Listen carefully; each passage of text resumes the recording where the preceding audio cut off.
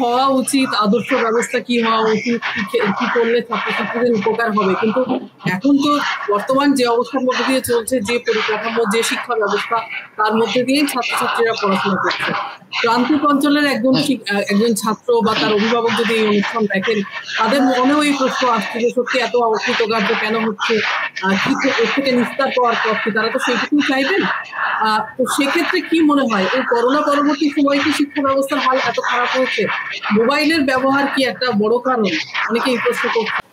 দেখুন, মোবাইলের বিষয়টা তো আছে, সেটা তো সীমান্তদা বললেন যে মোবাইল, তারপর যে নেশার যে আইপিএল খেলা, এই সমস্ত বিষয়গুলো সেটা তো আছে, কিন্তু তার থেকে যেটা বিষয় বড় বলে আমার মনে হয়েছে সেটা হচ্ছে বিদ্যালয়ে এবং যে শিক্ষাঙ্গন, সেখানে যে টিচাররা আছে তাদের যে সামাজিক ভাবে তাদেরকে যে সরিয়ে দেওয়া হয়েছে, তাদেরকে অসম্মানের জায়গায় নিয়ে যাওয়ার চেষ্টা করা হচ্ছে, শিক্ষাকে বেসরকারীকরণ করে দেওয়ার জন্য নানান রকম পরিকল্পনা ইচ্ছাকৃত ভাবে এই জিনিসগুলো করা হয়। আমার যেটা মনে হয় সেটা হচ্ছে দেখবেন যে মাঝে মধ্যেই বলেন যে এবার থেকে শিক্ষকদের হাজিরায় কড়াকড়ি দেওয়া হবে, তাহলে সাধারণ সমাজের কাছে এই বার্তাটা পৌঁছানো হলো যে শিক্ষকরা ঠিক মতন স্কুলে আসে না, স্বাভাবিক কারণে এবার সরকার একটু নড়েচড়ে বসেছে যে তাদের হাজিরায় কড়াকড়ি হবে।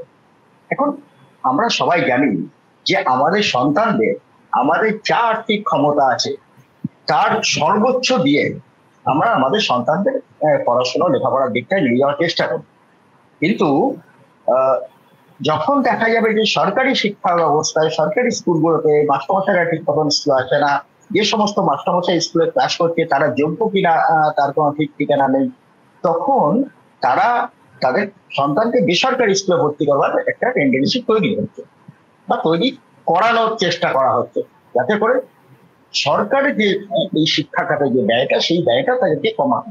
সারা ভারতবর্ষ আপনি লক্ষ্য করে দেখবেন যে ইতিমধ্যে প্রায় ৮৬,০০০-এর মতন স্কুল গত 10 বছরের মধ্যে প্রায় বন্ধ হয়ে গেছে। আমাদের রাজ্যে প্রায় ৮,০০০-এর উপরে স্কুল বন্ধ হয়ে গেছে ছাত্রছাত্রীর অভাবে। এখন এটা বিষয় আমি বলতে চাইছি যে মূলত স্কুলের প্রতি, শিক্ষক শিক্ষিকার প্রতি সামাজিক সম্মানটাকে প্রথমে ফিরিয়ে আনার দরকার আছে। আগে আমরা দেখতাম যে যখন স্কুলের থেকে বেরিয়ে যখন আসছি, কোনো শিক্ষক শিক্ষিকা দেখা হলে তাকে শ্রদ্ধা জানাতাম, সাইকেল থেকে নেমে যেতাম, অনেক সময় প্রণাম করতাম।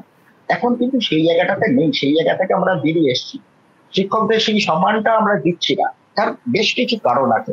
একটা হচ্ছে একদিকে যেমন সরকারও ইয়ে করছে, দ্বিতীয়ত যেটা হচ্ছে সেটা হচ্ছে যেভাবে এসএসসি পরীক্ষা হচ্ছে, যেভাবে পরীক্ষায় দুর্নীতি হচ্ছে, সাদা খাতা জমা দিয়ে চাকরি পাচ্ছে, আমাদের মতো চিন্তা মধ্যে ঢুকে যাচ্ছে সাধারণ মানুষের মধ্যে যে এই শিক্ষকের সেই সম্মান আছে কিনা। এটা একটা ব্যাপার। আমি সীমান্তদার ওই কথাটাই ফিরে যাব যে ভোকেশনাল শিক্ষার যে বিষয়টা উনি বলতে গেলেন যে এই ক্লাস 8-এর পর থেকে ভোকেশনাল দিয়ে এবং যারা মাধ্যমিক দেবে তারা মাধ্যমিক দেবে। আমি তার সাথে একটু যোগ করবো যে শিক্ষার যে শুধু একমাত্র তার রুচিবুচির প্রশ্ন সেটা তো না, সেটা হচ্ছে সামাজিক মূল্যবোধ, সেটা একটা শিক্ষা থেকেই আসবে। সমাজের প্রতি তার দায়বদ্ধতা তার এই শিক্ষা ব্যবস্থার মধ্যে, শিক্ষার মধ্যে দিয়ে সে শিখবে। পারস্পরিক বন্ধুত্ব, একে অপরের সহযোগিতা, এগুলো তার একদম প্রাথমিক শিক্ষা থেকেই তার এই মূল্যবোধ গুলো শেখার দরকার। সুতরাং একেবারে প্রাথমিক শিক্ষা ব্যবস্থা একদম ক্লাস 1 থেকে ক্লাস 8 পর্যন্ত যে সমস্ত আমাদের সিলেবাস আছে, সেই সিলেবাস গুলোকে একটা বড়টা অংশ সেই মূল্যবোধের জায়গাটাতে নিয়ে যাওয়ার দরকার ছিল। যে আগে যেরকম আমরা সেই রাখাল গোপালের গল্পগুলো শুনেছি, মূল্যবোধের অনেক গল্প গুলো বইয়ের মধ্যে ছিল, এখন কিন্তু সেই জায়গাগুলো আস্তে আস্তে সিলেবাস গুলো চেঞ্জ হয়ে মূল্যবোধের জায়গাগুলো থেকে সরিয়ে দেওয়ার চেষ্টা করছে। এগুলোকে যদি সিলেবাসটাকে চেঞ্জ করতে না, খুব আশ্চর্যের ব্যাপার।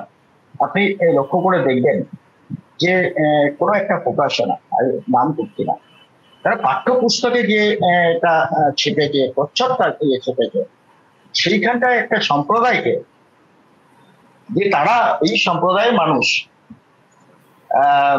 সন্ত্রাসবাদী হয়, সেরকম একটা প্রচ্ছদ তারা ছেপেছে সেটা পাঠ্যপুস্তকে।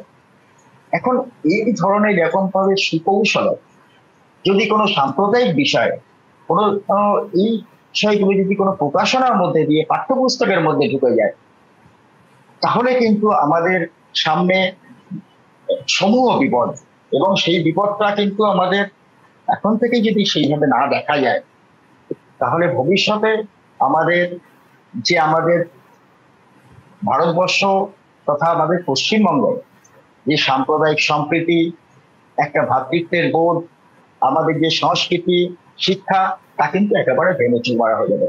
আমরা আলোচনা করছি মাধ্যমিকের পাশ ফেল করার বিষয় নিয়ে, এত সংখ্যা ফেল হলে কি করে, কিন্তু সীমান্তদা আছে, সীমান্তদা খাতা দেখে বলতে পারেন যে আজকে যে প্রায় 1 লক্ষ বেশি ছাত্রছাত্রী ফেল করেছে, এই সংখ্যাটা কি সত্যি যদি ঠিক মতো খাতা দেখা হতো? সীমান্তদারদের উপরে প্রেশার আছে যে ফেল করানো যাবে না, যতটা পারো তাকে নাম্বার দিয়ে দাও। সেই নাম্বার দেওয়ার পরেও এই সংখ্যাটা ফেল করেছে। যে সংখ্যাটা এখানে আমরা দেখছি হয়তো 1,27,000 বা 20,000 যে সংখ্যাটা, সেই সংখ্যাটা ডবলেরও বেশি। এখানে 10 নাম্বার আছে। একটা আমি মার্কশিট দেখছিলাম, একটা সোশ্যাল মিডিয়াতে ঘুরে বেড়াচ্ছে, সে প্রত্যেকটা যে স্কুল থেকে যে ইন্টারনাল নাম্বার দিয়েছে তাতে প্রত্যেকে প্রায় 10 পেয়েছে, আর সাবজেক্টে যে 90 নাম্বার, তার মধ্যে 1 পেয়েছে, 2 পেয়েছে, 4 পেয়েছে। তাহলে যে শিক্ষক শিক্ষিকা ওই বাচ্চাটিকে যে 10 নাম্বার দিলেন, কিসের ভিত্তিতে দিলেন? এটা আমাদের একটু নিজেদের চিন্তা করার বিষয় আছে, যে আমরা আমাদের দায়টা সেরে দিলাম, আমরা 10 দিয়ে করলাম, যাক এরপরে যে নাম্বার পাই যদি 5টা করে যায়, কিন্তু সেটাও না। তাকে সেইভাবে আমাদের করা দরকার,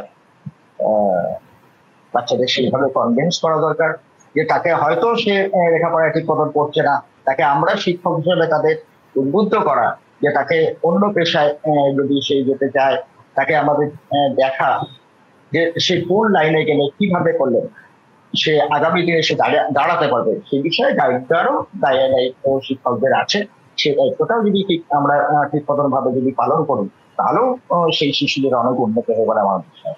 সুদীপ্তদা, সরকারি যে সমস্ত ব্যবস্থা সেগুলো যে রাতারাতি বদলে যাবে এমন তো কোনো ব্যাপার নয়, সেরকম আশা করাও মুশকিল। এবং এই মুহূর্তে শিক্ষক নিয়োগ এবং শিক্ষকদের নিয়ে যে জটিল অবস্থা রাজ্যে রয়েছে, তার কবে সমাধান হবে, আদৌ কোনো সমাধান হবে কিনা, নতুন শিক্ষক কোনোদিনই আর নিয়োগ করা যাবে কিনা, এরকম একটা জটিল পরিস্থিতির মুখে এসে দাঁড়িয়েছে গোটা বিষয়টি। সেটা যেমন রয়েছে, তেমনি এই পারস্পরিক শ্রদ্ধাবোধ, আন্তরিকতা, এই বিষয়গুলো কোথাও ঘাটতির এর পেছনে কারণ রয়েছে।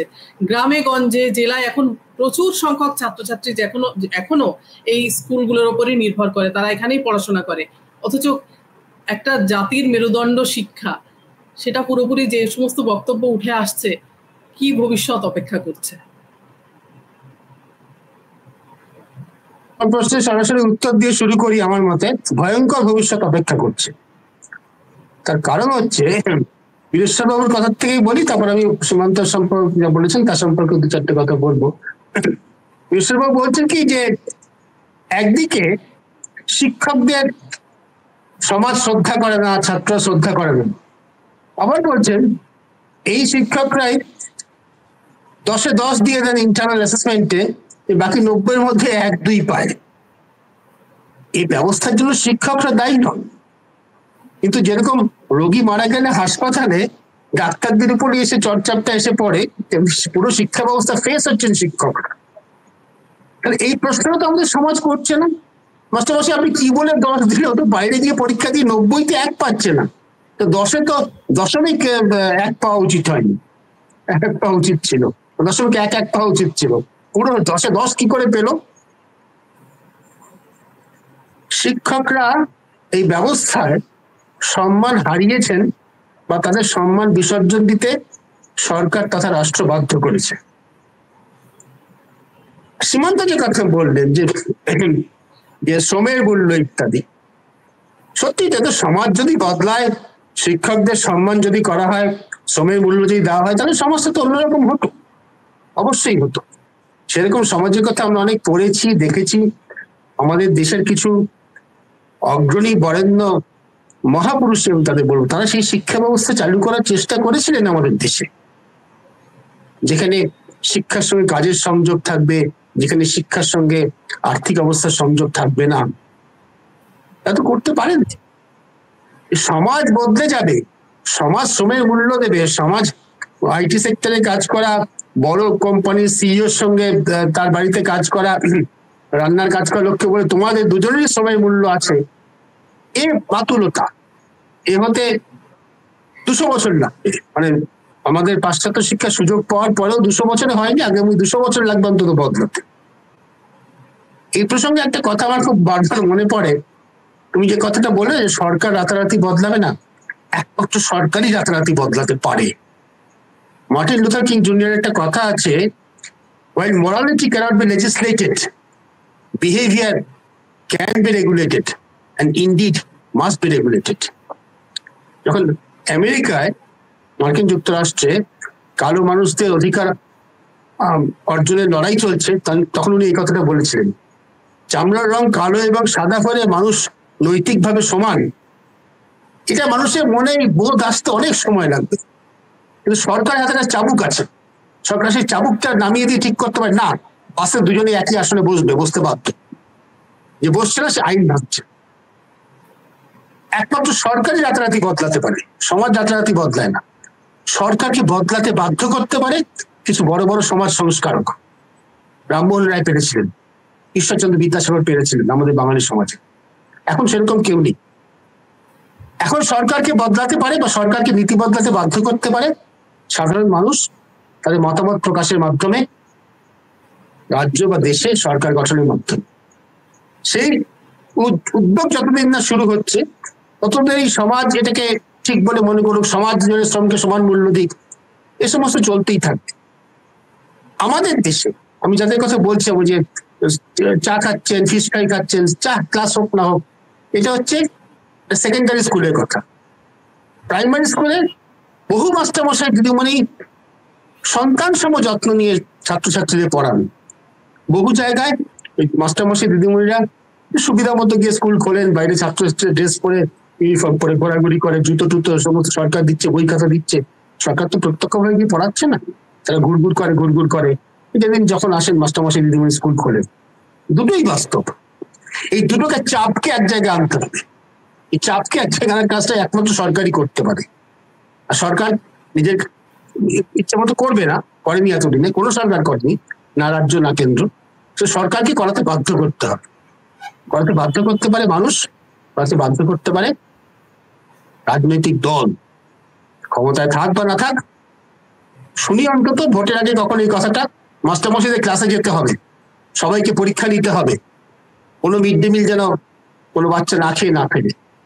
এইসব দাবিগুলো একবার রাজনীতির মঞ্চ থেকে উঠুক না, এর ভিত্তিতে ভোট হোক না, দেখা যাক না কি হয়। এর বাইরে খুব কিছু প্রত্যাশা করা আছে বলে আমার মনে হয়। সকিয়া, তুমি বললে না সামনে খুব ভবিষ্যৎ আমি কিছু দেখি না। এই পরিবর্তনটা যদি হয়, যদি রাজনৈতিক দলকে বাধ্য করা যায়, মানুষ বাধ্য করতে পারে, মানুষই একমাত্র বাধ্য করবে। আর যদি ভোটে হারার ভয় থাকে তারা বদলাবে। ভোটে হারা বদলায়, সরকার দিগবাজি খেয়ে বদলে যাবে, বহুবার বদলে গিয়েছে, নানা উদাহরণ আছে আমাদের দেশে। সেইটাকে তাদের দিয়ে করাতে হবে। একমাত্র সরকার পারেই ব্যবস্থা বদলাবে, দ্রুত বদলাবে। সরকারকে সেটা করাতে নাগরিক সমাজকে বাধ্য করতে হবে। সফিয়া, দীপ্তবাবু মোটামুটি কনক্লুশন টেনে দিয়েছেন, যা বলেছেন তারপরে আর বিশেষ কিছু বলার থাকে না, একদম টু দ্য পয়েন্ট, ঠিক জায়গায়। এখানেই একজন অভিজ্ঞ সাংবাদিক যিনি পুরোটাকে একবারে দেখতে পারেন, এই কাজটা সাংবাদিকের, এই কাজটা শিক্ষকের নয়, অভিজ্ঞ সাংবাদিক তিনি পুরোটাকে একবারে দেখতে পারেন। যে জায়গাটায় তিনি পৌঁছেছেন আলোচনাটা নিয়ে, সেটাই একদম ঠিকঠাক সমাধান আমার মনে হয়। আমি যদি বলেন তাহলে আমি টু দ্য পয়েন্ট এবার সুদীপ্তবাবু যা বলেছেন সেটাকে আমি কয়েকটা পয়েন্টে ভাগ করে দিতে পারি। এক, পর্যাপ্ত শিক্ষক নিতে হবে, এবং এই শিক্ষক নিয়োগের কাজটা পার্মানেন্ট এসএসসি নেবে নাকি চুক্তিভিত্তিক হবে আমি জানি না, আমার দরকার নেই জানা। আমি মনে করি না যে সরকারি শিক্ষা ব্যবস্থাটা চাকরি দেওয়ার জন্য। এখন ব্যাপারটা এরকম দাঁড়িয়ে গেছে যে সরকারি শিক্ষা ব্যবস্থা চাকরি নেই, চাকরি হচ্ছে না, পার্মানেন্ট, যোগ্য না অযোগ্য, এগুলোর সাথে তো শিক্ষার কোনো যোগ নেই। চুক্তিভিত্তিক নিয়োগ করো, আমার কোনো আপত্তি নেই। ভালো পড়ায়, তারা অসুবিধা নেই কিছু। আমার বহু আত্মীয়, বহু বন্ধু প্রাইভেট স্কুলে পড়ায়, তারা যথেষ্ট পরিশ্রম করে পড়ায়, তাদের পড়াতে হয়, তাদের ঘাড়ে ধরে পড়ানো হয়, যেটা সুজিতবাবু বারবার বলছিলেন, ঘাড়ে ধরে তাদের পড়ানো হয়। 2, শিক্ষা বিজ্ঞান মেনে পড়াতে হবে, এইটা হচ্ছে বড় জায়গা। মুশকিলটা হচ্ছে এডুকেশনাল সায়েন্স ঘন ঘন বদলে যায়, সেই অনুযায়ী অনেক কিছু ইমপ্লিমেন্টেড হয়, সেগুলো কিচ্ছু ফলো করা হয় না। আমাদের সরকারি শিক্ষা ব্যবস্থা 1950 সালে যেমন ছিল আজও সেরকম আছে। চক ডাস্টার হাতে নিয়ে মাস্টারমশাই যান, লেকচার মেথডে পড়া। বাতিল হয়ে গেছে, ও জিনিস বাতিল হয়ে গেছে, ওতে এডুকেশন হয় না, কিন্তু সেটাই চলছে, এটাকে চেঞ্জ করতে হবে। 3, প্রত্যেক স্কুলে নিয়মিত সরকারি স্তরে পরিদর্শন চাই, পরিদর্শন ছাড়া হয় না। আমি যদি একবার টের পাই যে আমি ফাঁকি মারলেও কেউ আমায় শাস্তি দেওয়ার নেই, তাহলে আমি ফাঁকি মারবই। এটা মানুষের প্রবৃত্তি, মানুষ স্বভাবগতভাবে ফাঁকিবাজ, তাই তো এত যন্ত্র। তা শিক্ষকরা হবে না কেন? শিক্ষকরা কি তার বাইরে নাকি? ঘাড়ে ধরে যদি তাদের ক্লাসে পাঠানো না যায়, ঘাড়ে ধরে যদি তাদের চেয়ার থেকে তুলে দাঁড় করানো না যায়, তাদের ছাত্রদের মধ্যে 2-4 বার পাক মারানো না যায়, বোর্ডটাকে ব্যবহার করানো না যায়, নানা রকম শিক্ষা বিজ্ঞানের জিনিসপত্র, ভূগোলের দিদিমণি যদি ম্যাপটা নিয়ে না যান ক্লাসে, তাহলে কি করে পড়াশোনা? সেগুলো হয় না, আমাদের ব্যবস্থার মধ্যে সেগুলো হয় না।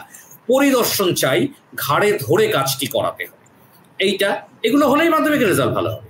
মাধ্যমিকের রেজাল্ট চাইছেন তো, মাধ্যমিকের রেজাল্ট ভালো হবে, বেশি দূর ভাবতে হবে না। এবং পরিকাঠামো তৈরি করে দিতে হবে। একটা স্কুলে, একটা ক্লাসে আমি পড়াই, বিশ্বাস করুন, একটা ক্লাসে 100 জন বাচ্চা বসে আছে,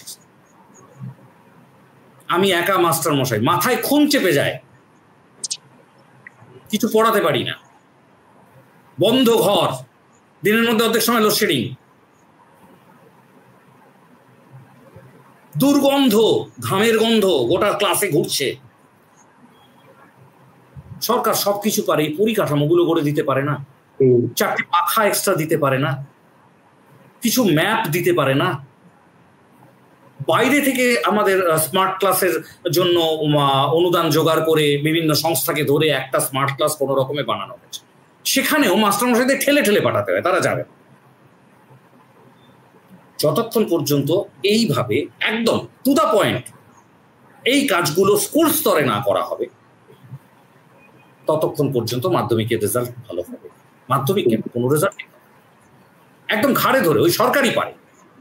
আর সুজিতবাবু যেটা বললেন যে প্রচুর মাস্টারমশাই করছেন, যখনই আমি বিভিন্ন সময় বিভিন্ন লেখায় যখনই এটা বলি যে মাস্টারমশাইরা যান না ক্লাসে, আপনি বেশিরভাগ স্কুলে ঢুকে দেখুন মাস্টারমশাইদের মধ্যে 3-4টে দল, তারা সারাক্ষণ ধরে মারামারি করছে, ঝগড়াঝাটি করছে, তারপর ছাত্রদের মধ্যে কি করছে, সব স্কুলের গল্প। এটা মুশকিল হচ্ছে কারণ কাজ নেই তো হাতে, অলস মস্তিষ্ক শয়তানের কারখানা। যে কোনো একটি বেসরকারি স্কুলে জানার কোনো সুযোগই নেই, 7টা পিরিয়ড করাতে হয়, ঝগড়াঝাটি করার সুযোগই নেই। আমার হাই কোলেস্টেরল ধরা পড়েছে, কারণ কি ডাক্তারকে আমি বললাম আমার কোনো কাজ নেই, বেশি দিনে 4টে ক্লাস নিতে হয়, সারাদিন বসে থাকা, আমার কাজ দিচ্ছে না সরকার, করতে দিচ্ছে না, কাজ করার স্কোপ নেই। তো মানে কিন্তু এই যে বলা হয় সীমান্তবাবু, এই যে বলা হয় যে শিক্ষকের অভাব, শিক্ষক নেই, যথেষ্ট শিক্ষক নেই বলে ছাত্রছাত্রীরা পড়ার সুযোগ পাচ্ছে না, স্কুলের আরো প্রচুর কাজ থাকে, মিড ডে মিলের কাজ, এটা ওটা শিক্ষকদের সারাদিন ধরে সেই সমস্ত করতে হয়। হ্যাঁ, এটার মধ্যে একটা ছবি আছে, উৎসশ্রী হচ্ছে এই ছবিটার জায়গা। উৎসশ্রী বলে একটা বদলি পোর্টাল চালু করেছিল সরকার, তাতে শহরের দিকের সমস্ত স্কুলগুলোতে এখন এক্সেস টিচার। আমি যেখানে ব্যারাকপুরে থাকি সেখানে অন্তত 6টা স্কুল আমি এমন দেখাতে পারি যেখানে 50 জন ছাত্র, 15 জন টিচার। আর গোটা সুন্দরবন ব্লকে এমন অনেক স্কুল আমি দেখাতে পারি, হায়ার সেকেন্ডারি স্কুল, যেখানে 6 জন টিচার স্কুল চালাচ্ছে। এই যে বিপুল একটা বৈষম্য তৈরি হয়ে গেছে, গ্রামের দিকের স্কুলগুলোর অবস্থা ভয়াবহ। ওই জন্য তো শুরুতেই বললাম পর্যাপ্ত শিক্ষক নিয়োগ করতে হবে। তার কারণটা তো আপনি আগে বলেছেন, আমরা আলোচনা করেছি। তার কারণটা হচ্ছে স্কুল শিক্ষা ব্যবস্থাকে দেখা হয় টিচারদের চাকরি দেওয়ার নিরিখে। আমিও তো সেটাই বললাম, আমাদের ব্যবস্থাটা চলে ছেলে মেয়েদের লেখাপড়া শেখার নিরিখে নয়। হ্যাঁ, শিক্ষক স্বার্থে ব্যবস্থাটা চলে, ছাত্র স্বার্থে। হ্যাঁ, আমার যেটা বলার, ছাত্র স্বার্থে ব্যবস্থাটা চালাই, তাহলে যা যা করতে হবে তার মধ্যে হচ্ছে শিক্ষকদের ঘাড়ে ধরে কাজ করাতে, এবং তারা চাকরি করছেন, চাকরি শব্দটা চাকর থেকে, তাদের দিয়ে সার্ভিসটা করা, সেটা যদি আমরা করতে পারি তাহলে হবে। তাহলে মাধ্যমিক কেন, সমস্ত রেজাল্ট। প্রথম যেটা দেখতে হবে সেটা কি সরকারের ইচ্ছা আছে কিনা শিক্ষা ব্যবস্থাটাকে টিকিয়ে রাখার, শিক্ষা ব্যবস্থাকে টিকিয়ে রাখার ইচ্ছা সরকারের আছে কিনা। সরকারের যদি ইচ্ছা থাকে তাহলেই তো সরকার চাইবে যে স্কুলের পরিকাঠামো ঠিক করা, তাহলেই তো সরকার চাইবে যে স্বচ্ছতার সাথে নিয়োগ করা, তাহলেই তো সরকার চাইবে যে স্কুলের যাতে শিক্ষার মানটা ঠিক মতন হয় সেই কথা পরিদর্শন করা, যাবতীয় কিছু। প্রথম দরকার সরকারের সদিচ্ছাটা আছে কিনা, সরকার কি চাইছে এই শিক্ষা ব্যবস্থাকে টিকিয়ে রাখতে, না সরকার চাইছে যে এই সরকারি শিক্ষা ব্যবস্থাটাকে বন্ধ করে দিয়ে সমস্তটা বেসরকারিতে চলে যায়। সকলের পড়াশোনার দরকার নেই। একটু আমাদের মধ্যে আলোচনা হালকা হালকা উঠে এসছে যে সবাই যে চাকরি পাবে তার তো কোনো মানে নেই, সবাই এক এক রকম কাজ করবে, তারা কেউ সাইকেলের দোকান করবে, কেউ ঘুগনি বিক্রি করবে, কেউ চপ ভাজবে, যাই করবে, কিন্তু তাহলে সকলের লেখাপড়া শিখে কি দরকার। ব্যাপারটা হচ্ছে সরকার এখন কি চাইছে, সরকারের মানসিকতা, সরকারের নীতি, তার উপরে। ট্রাম্প যেমন সেকেন্ডবার ক্ষমতায় আসার পরে শিক্ষা দপ্তরটাকে তুলে দিয়েছে। এখন যে কোনো সমাজ ব্যবস্থায় এখন সেই যে সরকার থাকে সেই সরকারকে ঠিক করতে হয় যে আমি শিক্ষা ব্যবস্থাটাকে কোন দিকে নিয়ে যাব, শিক্ষার মানটাকে কোন দিকে নিয়ে যাব, তার উপরে শিক্ষক নিয়োগ করা, তার উপরেই পরিদর্শন করা। আমি যদি চাই শিক্ষা ব্যবস্থাটা ধ্বংস হয়ে যায়, তাহলে শিক্ষক নিয়োগই এরকম দুর্নীতি থাকবে, কোর্টে মামলা ঝুলে থাকবে, এবারে বলবে হুজুর আপনি এটা না করার জন্য আমি শিক্ষক নিয়োগ করতে পারছি না। আপনারা জানেন যে এসসি ওবিসির একটা প্রবলেম নিয়ে দীর্ঘদিন নাকি পরীক্ষায় নিতে পারছে না সরকার। আমি জানি না, আইনগত বিষয়গুলো অতটা ভালো বুঝবো না, তবে আমার সাধারণ মাথায় বলে যে কোর্টের সেরকম কোনো নিয়ম ছিল না যে ওবিসিটাকে নিয়ে তার পুরো নিয়োগ বন্ধ করে রাখতে হবে। এইটা কথা আমার যেটা বলার সেটা হচ্ছে সরকারের সদিচ্ছা আছে কিনা সেটা প্রথম দেখা। যদি সরকারের সদিচ্ছা না থাকে তাহলে সরকারকে সদিচ্ছা করানোর জন্য সাধারণ মানুষের মধ্যে চেতনার দরকার যে শিক্ষা ব্যবস্থাটার প্রয়োজন আছে, প্রয়োজনে সরকারকে বাধ্য করা যে শিক্ষা ব্যবস্থা উন্নতির জন্য, এটা সাধারণ মানুষ পাবে।